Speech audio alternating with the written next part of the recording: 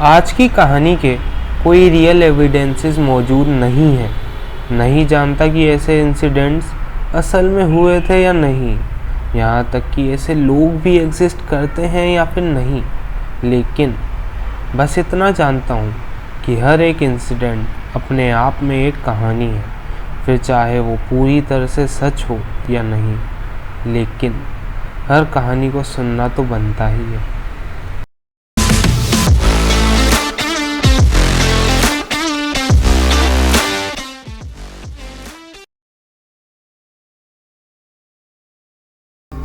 Here is how it all started. एक काफ़ी normal सा दिन था।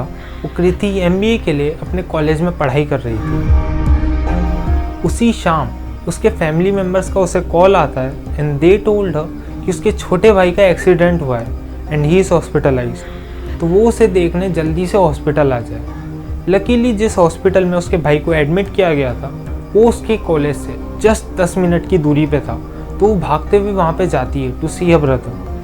वहाँ पहुँचने पर वो देखती है कि बाकी फैमिली मेम्बर्स टेंस सिचुएशन में ICU के बाहर वेट कर रहे थे। तब वो उसे बताते हैं कि उसके भाई की कंडीशन थोड़ी सीरियस है और जब तक डॉक्टर्स ऑपरेशन कंप्लीट नहीं कर लेते उसे बाहर वेट करना होगा। कुछ देर बाद डॉक्टर्स बाहर आते हैं एंड दे टोल्ड हर कि अब उसका भाई इज़ आउट ऑफ डेंजर और अब वो लोग उससे मिल सकते हैं। डॉक्टर्स अपनी ये बात ख़त्म कर ही रहे थे कि तभी ICU में से कृति के भाई की जोर से चिल्लाने की आवाज़ आती है। ये सुनकर कृति बिना कुछ सोचे ICU में एंटर कर जाती है और उसके एंटर करते ही बस उसका भाई चिल्लाना बंद कर देता है और वो उसे देख के कहता है कि अरे आज तो तुम्हारा बर्थडे है ना, हैप्पी बर्थडे। कृति को ये सब काफ़ी सरप्राइजिंग लगता है, लेकिन फिर भी वो जाके उसके भाई के पास बैठ जाती है। वो तब उससे पूछती है कि क्या उसे याद है कि उसका एक्सीडेंट कैसे हुआ था, लेकिन वो कोई रिप्लाई नहीं करती। कुछ देर बाद उसका भाई अचानक से बेड से उठ जाता है and then he started walking, और वो जाकर उस कमरे की एक विंडो के पास खड़ा हो जाता है and he was leaning out of the window. Kriti को ये सब देख के काफ़ी शौक लगता है, क्योंकि कुछ देर पहले तक वो दर्द से चिल्ला रहा था। उसकी पूरी बॉडी पे बैंडेजेस हैं and now he is walking. और तब वो कृति को बुला के बोलता है कि देखो अब मैं क्या करने वाला हूँ। एंड बेसिकली वो उस हॉस्पिटल के 6th फ्लोर की खिड़की से बाहर कूदने वाला।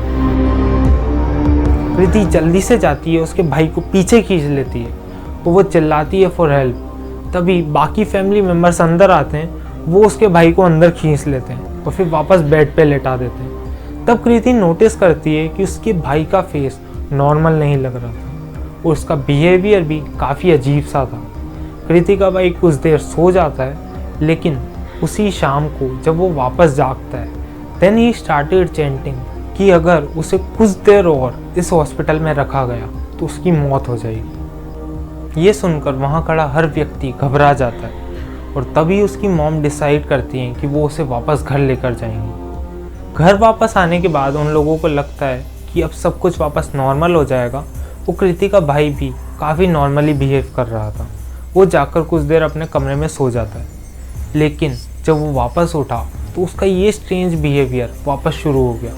वो जाकर सोफे पर बैठ जाता है और विंडो के बाहर कुछ झांक रहा होता है। उसकी आंखों में आंसू थे और वो काफ़ी मायूस लग रहा था।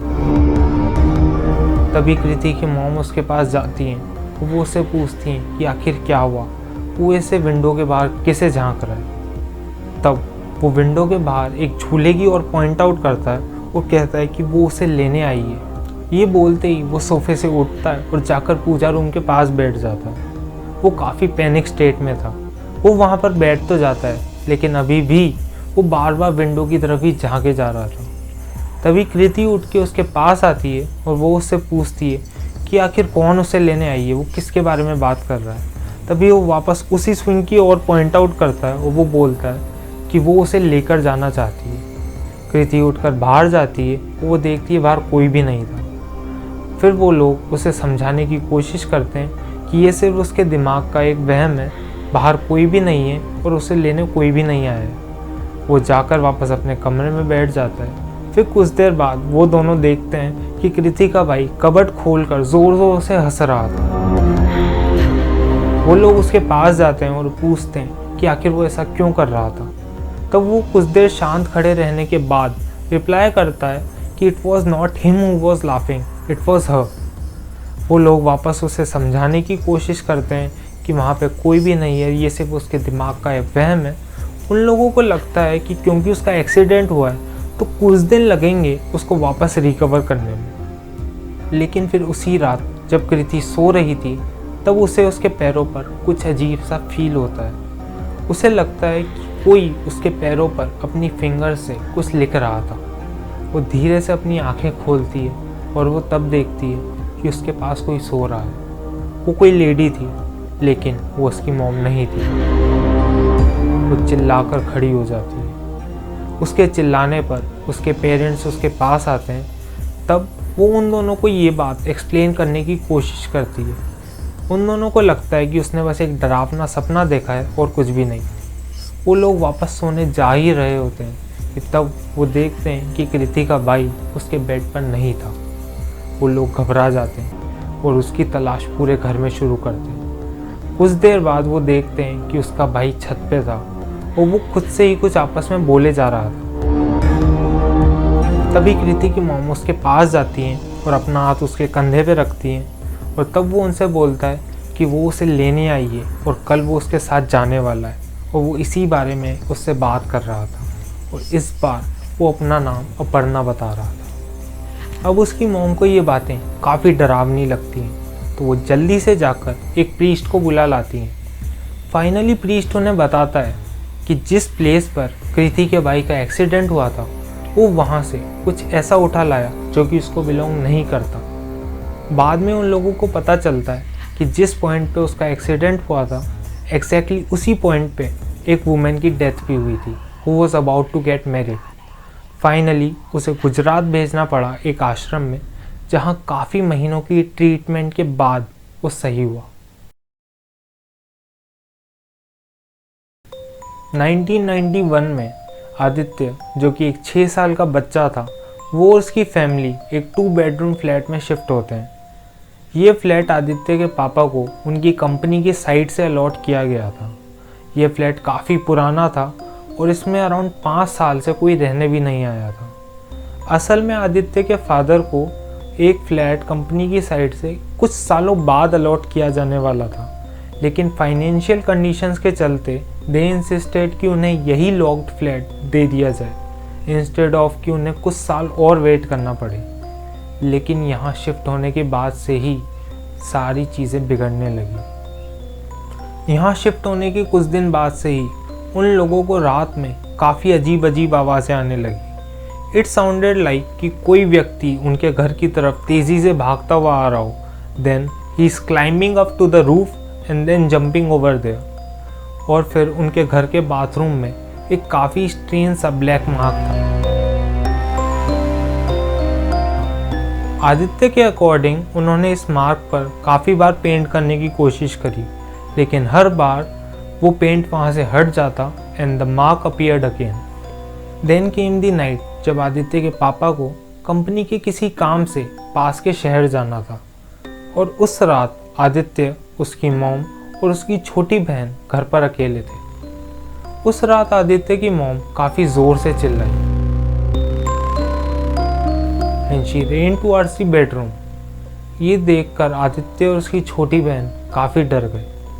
उसकी मॉम ने सिक्योरिटी गार्ड को कॉल किया और जो उन्होंने कॉल पर कहा वॉज वेरी फ्राइटनिंग। उन्होंने बताया कि जब वो सोने जा रही थी तो उन्होंने अपने आसपास कुछ महसूस किया और जब उन्होंने पीछे देखा तो उन्होंने पाया कि एक आधा चला हुआ आदमी उन्हें घूर रहा है। ये देखकर वो काफ़ी डर गई और बस वहाँ से भाग निकली। सिक्योरिटी गार्ड घर की तलाशी लेने आया, लेकिन उसे घर में कुछ भी नहीं मिला। उसे लगा कि ये सिर्फ आदित्य की मॉम का एक वहम था और कुछ भी नहीं। लेकिन फिर उस दिन के बाद से उनके घर में ऐसे स्ट्रेंज इंसिडेंट्स काफ़ी ज़्यादा बढ़ने लगे, लाइक लाइट बल्ब्स का खुद से ऑन हो जाना, टैप्स का खुद से ओपन हो जाना and the lot more. And then came the most horrifying incident of all. जब एक कोल्ड दिसंबर नाइट को आदित्य अपनी छोटी बहन के साथ सो रहा था, उसका बेड मॉस्किटो नेट से कवर्ड था और वो लोग अपने घर की एक बाथरूम की लाइट को ऑन रखते थे ताकि घर में कंप्लीट डार्कनेस ना हो। उस दिन आदित्य की नींद रात को अचानक से खुली और उसे कुछ फील हुआ। उसे लगा कि कोई उसका बेड शेक कर रहा था। उसने अपनी बहन की तरफ देखा लेकिन वो सो रही थी। And then happened something that knocked out his soul from his body. उसे लगा कि ये बस उसका एक सपना था, तो वो वापस लेट गया और फिर उसे सडनली अपने सर पे कुछ फील हुआ। ऐसा लगा कि कोई उसका सर सहला रहा था। उसने अपनी आंखें खोली और पीछे देखा तो उसने पाया कि एक जला हुआ हाथ उसके बेड के नीचे से बाहर आ रखा था।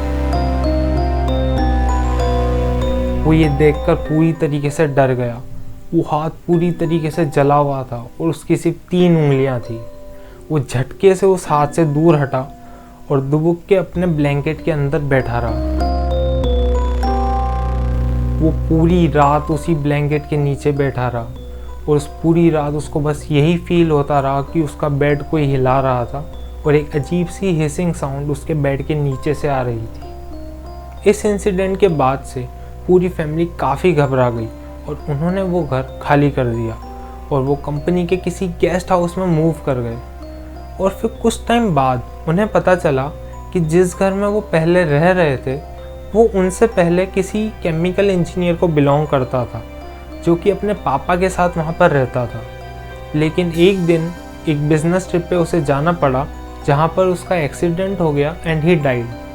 उसकी डेड बॉडी को उसी घर में उसके पापा के पास भिजवा दिया गया, लेकिन उसके पापा ये सब झेल नहीं पाए और उन्होंने खुद को बाथरूम में बंद कर लिया और वहीं पे जिंदा जला लिया। बाथरूम की दीवारों पर वो ब्लैक मार्क इसी इंसिडेंट को दर्शाता है। उस दिन उस घर में 2 मौतें हुई, पहली उस केमिकल इंजीनियर की और दूसरी उसके पापा की। उस दिन के बाद से वो घर खाली रखा गया था और फिर 5 साल बाद वही घर आदित्य के पापा को उसकी कंपनी के साइड से अलॉट किया गया।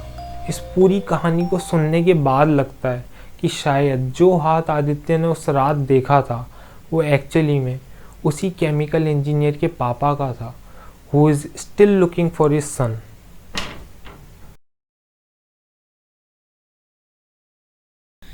This story is of a 16-year-old boy Dhruvin, जो कि कलकत्ता के पास एक छोटी सी विलेज को बिलोंग करता था। बंगाल के जिस पार्ट में वो रहता था वहाँ एक काफ़ी स्ट्रेंज सा ट्रेडिशन फॉलो होता था। वहाँ हर विलेज का एक अपना गॉड होता था। It could be a tree, any natural substance और एनी अदर मॉन्यूमेंट। ध्रुविन की विलेज के लिए ये गॉड एक बनियान ट्री था जिसकी ऊंचाई 20 फीट से भी ज़्यादा थी, and that tree was situated in a clearing in the outskirt forest of the village, and that tree basically symbolised the Hindu trinity of Lord Vishnu, Brahma and Shiva. और विलेजर्स ने इन तीनों गॉड्स की फोटोग्राफ्स फ्रेम करके उस ट्री की ट्रंक से लगा रखी थी। ट्रेडिशन के अकॉर्डिंग विलेज की हर फैमिली उस पेड़ के पास जाकर अपनी प्रेयर्स परफॉर्म करती थी। ध्रुविन और उसकी फैमिली पेड़ के पास अपनी प्रेयर्स परफॉर्म करने या तो पूर्णिमा की रात को जाती या फिर अमावस्या की रात को। ध्रुविन के पापा उनके साथ कुछ fresh fruits, vegetables, incense sticks and for a strange reason एक मुर्गी को लेकर जाते थे। वो लोग या तो पूरे अंधेरे में निकलते और either in the full glare of moonlight. उनके घर से उस पेड़ तक के रास्ते में ध्रुविन को हमेशा काफ़ी अजीब अजीब आवाज़ें सुनाई देती थी, जैसे कोई चिल्ला रहा हो, weird rustling sound and muffled flapping of bats. पेड़ तक पहुंचने के बाद Dhruvin's father used to light up the incense stick and place it at the foot of the tree. Then वो उस हैन को लाते, उसका गला बीच से काटते, and he used to tear that apart till they chant their prayers. Prayers पूरी होने के बाद वो उस हैन को उठाते and he used to drip that blood all around the trunk of the tree, circling it thrice. Dhruvin को ये सब देखकर हमेशा काफ़ी वियर्ड फीलिंग आती थी। उसे हमेशा लगता था कि ये खून उस पेड़ की तरफ किसी को बुलाने के लिए है। हर ट्रिप के साथ साथ ध्रुविन की ये वियर्ड फीलिंग बढ़ती चली जा रही थी। उसे अब लगने लगा था कि वहाँ कोई और भी है जो उसे देखा करता है। But it should not be the case because it was God's own dwelling place. ये बात सोच सोच कर वो हमेशा कन्विंस करने की कोशिश करता था खुद को। लेकिन एक दिन जब उसकी ये वियर्ड फीलिंग काफ़ी ज़्यादा बढ़ गई तो उसने ये सारी बातें अपने पापा के साथ शेयर करी।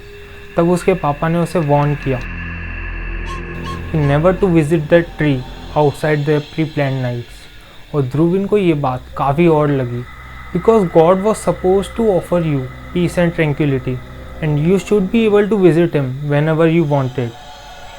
देन केम दी नाइट जब ध्रुविन को अपने सवालों का जवाब चाहिए था। तो ही डिसाइडेड कि नेक्स्ट टाइम जब वो लोग वापस पेड़ के पास जाएंगे तो वो वहाँ पर कुछ ज़्यादा देर तक रुकेगा to explore that place out. Then एक फुल मून नाइट को when his family made their pilgrimage to the tree, उन्होंने एज़ यूजुअल अपनी प्रेयर्स परफॉर्म करी। और जब वो लोग वापस आने लगे तो ध्रुविन उनके पीछे काफ़ी धीरे धीरे चला so that he lagged behind. And जब उसकी फैमिली इतना आगे निकल गई कि उनके कदमों तक की आवाज़ आना बंद हो गई, ध्रुविन वापस पेड़ की ओर चल दिया। ध्रुविन काफ़ी ज़्यादा डरा हुआ था। उसे पता था कि उसे वहाँ पर नहीं होना चाहिए, लेकिन आज उसे इस प्लेस की सच्चाई के बारे में जानना था। जब ध्रुविन वापस क्लियरिंग पहुँचा तो उसने अपने आसपास कुछ देखना शुरू किया। उसने सोचा कि उसके आसपास उसे कुछ ऐसी चीज़ मिल जाए जो उसे इस पूरी कहानी को समझने में हेल्प करेगी। लेकिन कुछ देर तक ढूंढते रहने के बाद उसे काफ़ी अजीब लगने लगा। तो उसने झाड़ियों के बीच में एक स्पॉट चूज़ किया और वहाँ पर जाके छुप गया। उसे नहीं पता था कि वो किससे छुप रहा है, लेकिन it was his gut feeling जो कि उससे बार बार छुपे रहने को बोले जा रही थी। उस रात बिल्कुल सन्नाटा था, बिल्कुल हवा नहीं चल रही थी, not even a light breeze. और ध्रुविन्स हार्ट बीट को trace to its peak level. वो बिल्कुल हिल नहीं पा रहा था क्योंकि उसे डर था कि अगर वो हिला तो शायद वो इस अनवांटेड साइलेंस को ब्रेक कर देगा और किसी गलत चीज़ का शिकार हो जाएगा। अराउंड 15 मिनट तक उसी जगह पर वेट करने के बाद उसने नोटिस किया कि पेड़ की एक शाखा सरासी मूव करी। उसने उस पॉइंट पर फोकस किया तो उसने देखा शाखाओं का एक गुच्छा पेड़ से नीचे आ रहा है। And it was something he never expected, क्योंकि जिस चीज़ को वो असल में शाखा समझ रहा था वो असल में बाल थे, इंसानी बाल, लॉन्ग ग्रेइंग स्ट्रैगली ह्यूमन हेयर जो कि उस पेड़ से नीचे आते जा रहे थे। ध्रुविन ने देखा कि असल में एक बॉडी पेड़ से नीचे उतर रही थी जिसके लंबे और बिखरे हुए बाल थे और गंदे से हाथ थे जिनसे उसने उस पेड़ के ट्रंक को पकड़ रखा था। वो बॉडी अपने आसपास कुछ देख रही थी। ऐसा लग रहा था कि उसे पता था कि उसके अलावा यहाँ पर कोई और भी मौजूद है। जब वो बॉडी नीचे उतरी तो ध्रुविन ने देखा कि असल में वो एक इंसान थी, a human woman with old and torn out clothes. हमने ऑक्टोपसिस को मूव होते हुए देखा है, extending a couple of tentacles at a time, letting the suction take hold and then hauling their body forward. लेकिन एक औरत को ऐसा करता हुआ देखना, वो भी upside down, was very unsettling to say the least. She kept her midriff deviated for some reason, so that her limbs were splayed out at right angles. और फिर वो पेड़ की उस पॉइंट के पास बढ़ी जहाँ पर ब्लड बिखेरा गया था और उसके हेड मूवमेंट से इट वॉज क्लियर कि वो उसी खून को चाट रही थी। ध्रुविन काफ़ी ज़्यादा घबरा चुका था, so he stuffed his knuckle inside his mouth to stop himself from gasping. और तब उसने देखा she lived all the way around the trunk. और तब उसे ये बात पता चली कि वो ट्रंक के ज़्यादा पास क्यों नहीं जा रही थी। There was a foetus clinging to her underside, whose tiny hands and legs were grasping his mother's side as he suckled at her breast. Dhruvin अब काफ़ी ज़्यादा डिस्टर्ब हो चला था। वो वहाँ से भागना चाहता था, लेकिन एट द सेम टाइम वो सब कुछ देखना भी चाहता था। जो लास्ट इमेज उसने उस क्रीचर की देखी वॉज ऑफ कि उस क्रीचर ने डेड हैंड को अपने जॉस के बीच में दबा रखा था। उस डेड हैंड का हेड उस क्रीचर के मुंह में था और उसकी बाकी body was held by ligament. इसके तुरंत बाद ही वो क्रीचर वापस पेड़ पर चढ़ गई। ध्रुविन अब भागा सीधा घर की तरफ और जैसे ही वो वहाँ पर पहुँचा उसने गेट ओपन किया। उसने देखा कि उसके पेरेंट्स वहीं पर खड़े थे। उसके पेरेंट्स उस पर काफ़ी ज़्यादा गुस्सा थे इस बात को लेकर कि वो वापस उनके साथ क्यों नहीं आया। तो ध्रुविन ने बताया कि he had to respond to nature's call, और जब तक वो वापस आया वो ऑलरेडी जा चुके थे। ध्रुविन का डरा हुआ फेस देखकर उसके पापा ये बात समझ गए कि वो असल में वहाँ पर क्यों रुका था, लेकिन इसके बाद भी ना उसके पापा ने उससे ये बात कभी पूछी कि उसने वहाँ पर क्या देखा, और ना कभी ध्रुविन ने बताया। ध्रुविन के फादर ने उसे अपने पास बुलाया and he asked whether he was familiar with the practice of sati, and yes he was, क्योंकि ये चीज़ इंडिया के मोस्टली हर स्कूल में बताई जाती है।